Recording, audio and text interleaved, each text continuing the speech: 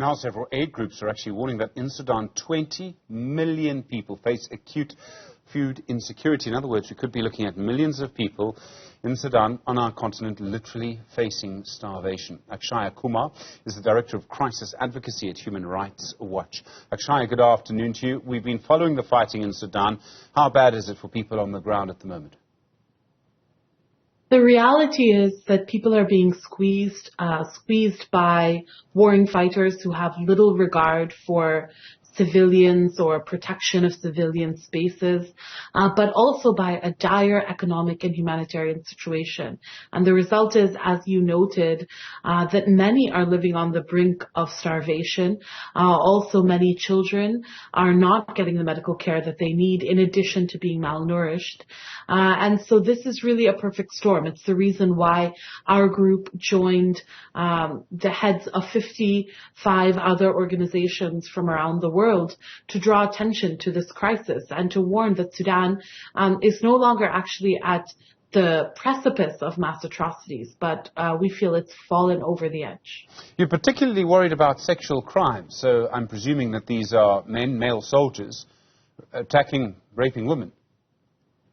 Yes, Human Rights Watch has done extensive documentation on the use of sexual violence, particularly rape, against women of the Masalit ethnic community in West Darfur. We had researchers on the ground in Chad who met with women directly, but they also spoke with providers who have assisted women with the kinds of care that they would need following rape. And what we documented was dozens of instances where women had been targeted, raped, sometimes by multiple men, sometimes multiple times. In a few instances, they were taken from their homes and actually held in a different place where they were raped.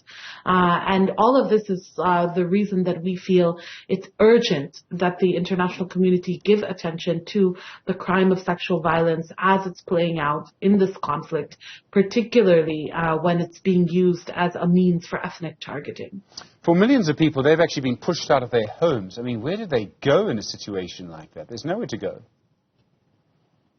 It's truly horrifying to see the conditions in which people are living. There have been hundreds of thousands who have fled across the border. They've fled into Chad, neighboring South Sudan, Ethiopia, and Egypt when they can get across the border.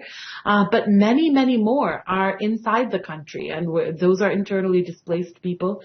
They are not able to return home due to fear of attacks, of fighting, of insecurity in their own neighboring areas, maybe in Khartoum or Durman, and so they have moved to other parts of the country.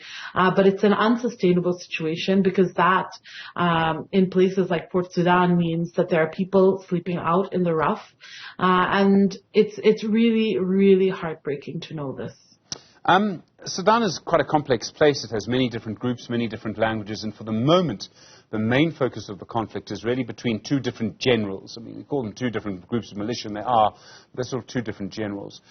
Is there a risk that this becomes a much more complicated conflict? Maybe we have different groups arriving. If that happens, we could end up with a big country, Sudan's a massive country, in a big, multifaceted conflict for a very long period of time, and the people who do most of the suffering, unfortunately, will be children and women. Absolutely. Many who watch these types of situations are warning that we are not facing just an internal armed conflict, but one that has serious regional dimensions. We've already seen the links to Chad, which has received refugees, but we also are seeing the risk of spreading conflicts. This conflict in April began with fighting between those two generals, as you referred to, in the capital city. But since then, as I mentioned, in Darfur, we have a different conflict dynamic where the army is standing aside as Arab militias and their allied rapid support forces just wreak this ethnic targeting, killing, raping, and pushing women, children, older people away from their homes across the border.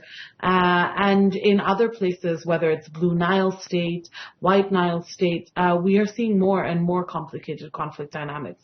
So the truth is, unless the international community responds with one word at the forefront, and that's prevention, we are at the risk of seeing this spiral into something much, much more complex, as you mentioned. So what actions should countries be taking? I mean, the South African government has some pull on the African continent. This is a very difficult conflict. I mean, both sides here have refused to negotiate even a ceasefire. But what should other countries be doing here?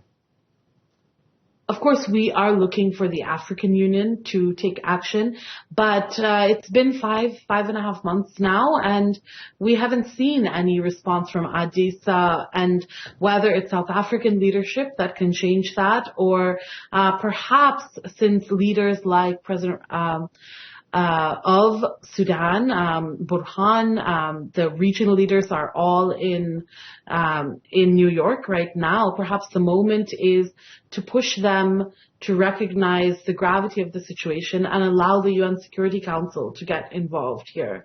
This is the kind of situation where protecting civilians is a responsibility for all, because we are looking at a case of mass atrocities. Akshaya, Kumar, thank you. Director of Crisis Advocacy at Human Rights Watch. Really appreciate the time. Just a warning of what is happening on our continent at the moment.